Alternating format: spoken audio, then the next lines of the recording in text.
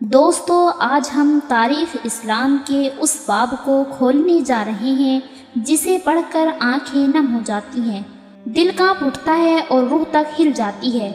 یہ ایک ایسے عظیم انسان کی داستان ہے جس نے حق اور سچائی کے لیے اپنی جان، اپنے بھائی، اپنے بیٹے، اپنے بھتیجے اور اپنے خاندان تک کی قربانی دے دی، لیکن ظلم کے سامنے سر نہیں جھکایا۔ یہ داستان ہے رسول اللہ صلی اللہ علیہ وسلم کے نواسے، جنتی نوجوانوں کے سردار حضرت امام حسین کی۔ آج کی اس ویڈیو میں ہم امام حسین کی پوری زندگی، کربلا کے سفر، یزید کی بیعت کے مسئلے اور عاشورہ کے المناک واقعات کو تفصیل کے ساتھ جانیں گے، لہٰذا ویڈیو کو آخر تک ضرور دیکھیں، کیونکہ یہ صرف ایک تاریخی واقعہ نہیں بلکہ حق اور باطل کے درمیان ایک عظیم معرکہ ہے۔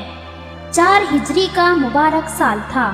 مدینہ منورہ کی گلیاں خوشی سے مہک رہی تھی۔ رسول اللہ صلی اللہ علیہ وسلم کی صاحبزادی حضرت فاطمہ کے گھر ایک بیٹے کی ولادت ہوئی۔ جب یہ خوشخبری نبی کریم صلی اللہ علیہ وسلم تک پہنچی تو آپ خود تشریف لائے۔ آپ صلی اللہ علیہ وسلم نے نومولود کو اپنی آغوش میں لیا، اذان دی، دعا فرمائی اور اس کا نام حسین رکھا۔ امام حسین صرف ایک بچے نہیں تھے بلکہ نبی کریم صلی اللہ علیہ وسلم کے دل کا ٹکڑا تھے۔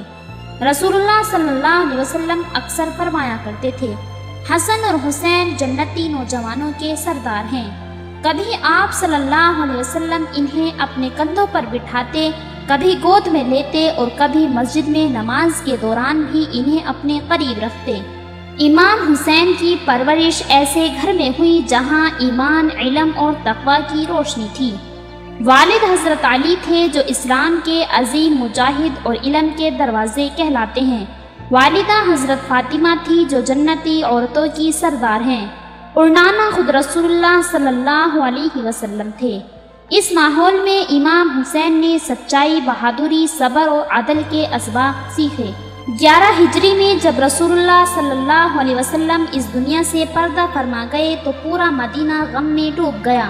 امام حسین ابھی کم عمر تھے، لیکن انہوں نے اپنی آنکھوں سے دیکھا کہ امت کو کتنے بڑے صدمے کا سامنا کرنا پڑا۔ اس کے بعد خلافت راشدہ کا دور شروع ہوا۔ وقت گزر گیا۔ حضرت عثمان رضی اللہ تعالیٰ عنہ کی شہادت کے بعد حضرت علی خلیفہ منتخب ہوئے۔ یہ دور سیاسی اختلافات اور آزمائشوں سے بھرا ہوا تھا۔ امام حسین ہمیشہ اپنے والد کے ساتھ کھڑے رہے۔ انہوں نے حق اور انصاف کا ساتھ دیا۔ جب حضرت علی شہید ہوئے تو امام حسین کے دل پر ایک اور گہرا زخم لگا۔ حضرت علی کی شہادت کے بعد حضرت حسن خلیفہ بنے، لیکن مسلمانوں میں خون ریزی روکنے کے لیے انہوں نے حکومت سے دستبردار ہو کر صلح کر لی۔ امام حسین نے بھی اپنے بھائی کے فیصلے کا احترام کیا۔ وہ جانتے تھے کہ مسلمانوں کا اتحاد سب سے اہم ہے۔ کئی سال بعد امیر معاویہ کا انتقال ہو گیا۔ ان کے بعد ان کے بیٹے یزید کو حکمران بنایا گیا۔ یزید چاہتا تھا کہ تمام مسلمان اس کی بیعت کریں۔ مدینے کے گورنر کو حکم دیا گیا کہ امام حسین سے بیعت لی جائے، لیکن امام حسین نے فرمایا، میرے جیسا شخص یزید جیسے شخص کی بیعت نہیں کر سکتا۔ یہ فیصلہ آنے والے طوفان کی ابتدا تھا۔ امام حسین جانتے تھے کہ مدینے میں ان کی جان کو خطرہ ہے، چنانچہ وہ اپنے اہل خانہ کے ساتھ مکہ مکرمہ تشریف لے گئے۔ مکہ میں لوگوں نے ان کا استقبال کیا۔ وہاں ہزاروں لوگ ان سے محبت کرتے تھے، لیکن حالات مسلسل بدل رہے تھے۔ اس دوران کوفے سے سینکڑوں خطوط آنے لگے۔ لوگوں نے لکھا، اے حسین، ہمارے پاس آئے، ہم آپ کا ساتھ دیں گے۔ امام حسین نے حالات جاننے کے لیے اپنے چچا زاد بھائی مسلم بن عقیل کو کوفہ بھیجا۔ شروع میں ہزاروں لوگوں نے ان کا ساتھ دیا، لیکن جب یزید کے گورنر نے سختی شروع کی تو وہی لوگ پیچھے ہٹ گئے۔ مسلم بن عقیل تنہا رہ گئے اور آخرکار شہید کر دیے گئے۔ امام حسین کو راستے میں مسلم بن عقیل کی شہادت کی خبر ملی۔ ساتھیوں نے عرض کیا، اگر آپ چاہیں تو واپس چلتے ہیں، لیکن امام حسین نے فرمایا، جو حق کا راستہ چھوڑ دے وہ حسین نہیں۔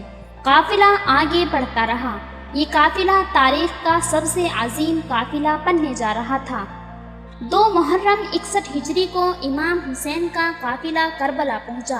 فرات کا دریا قریب بہہ رہا تھا، لیکن یزید فوج نے پانی تک رسائی بند کر دی۔ خیموں میں بچے پیاس سے تڑپنے لگے، عورتیں پریشان تھیں، مگر امام حسین کے چہرے پر صبر تھا۔ 9 محرم کی رات آ گئی۔ امام حسین نے تمام ساتھیوں کو جمع کیا۔ آپ نے فرمایا، دشمن صرف مجھے چاہتا ہے، جو جانا چاہے چلا جائے، لیکن کسی نے ساتھ چھوڑنے کا نام نہ لیا۔ سب نے ایک آواز میں کہا، ہم آپ کو کبھی تنہا نہیں چھوڑیں گے۔ 10 محرم 61 ہجری سورج طلوع ہوا۔ کربلا کا میدان تاریخ کے عظیم ترین امتحان کا گواہ بننے والا تھا۔